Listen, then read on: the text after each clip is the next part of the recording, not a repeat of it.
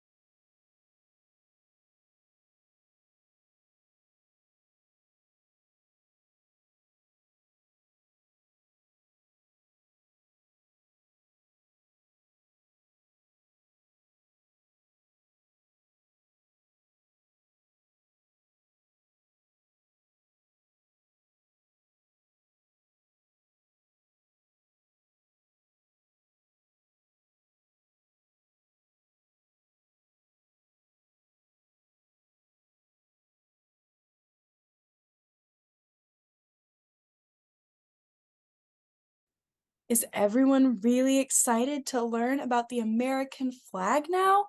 I know I am. So, this flag that we see here, can anyone tell me what the 3 colors are that they see on this flag? I see white, yeah, and I see blue, and I also see red. Good job. So those 3 colors, red, white, and blue, are the colors of the American flag. Now, the American flag can be called all kinds of different names. Maybe you guys have heard some of these other names too. Do you guys know off the top of your head any other names for the American flag? The Stars and Stripes, that's a very popular one. The Star-Spangled Banner, yes, that is our national anthem. Great job.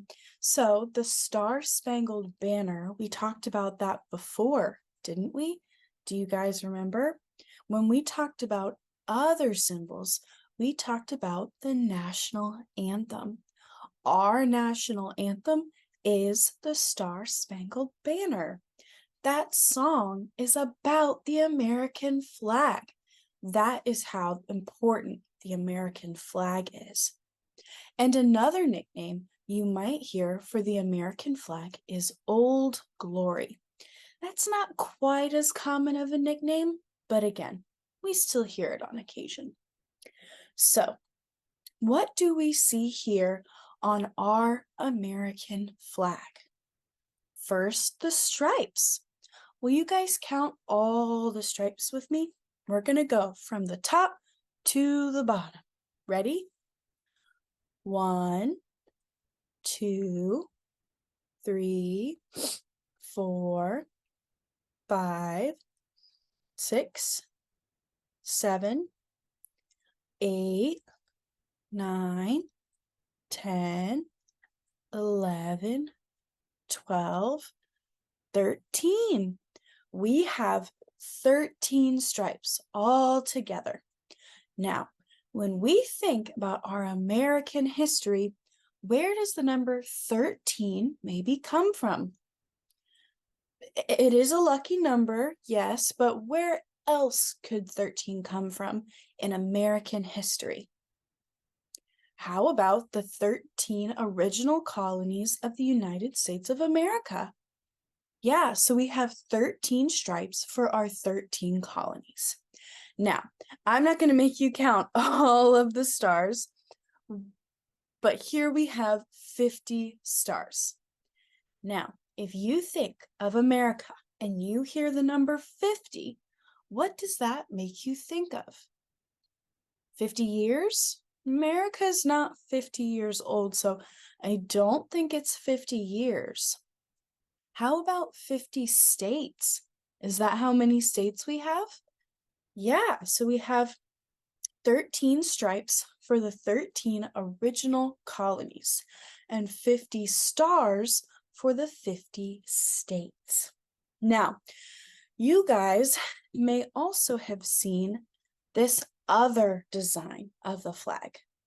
It has those 13 stripes, just like we do today, but in the blue area, instead of those rows of stars, it has stars in a circle.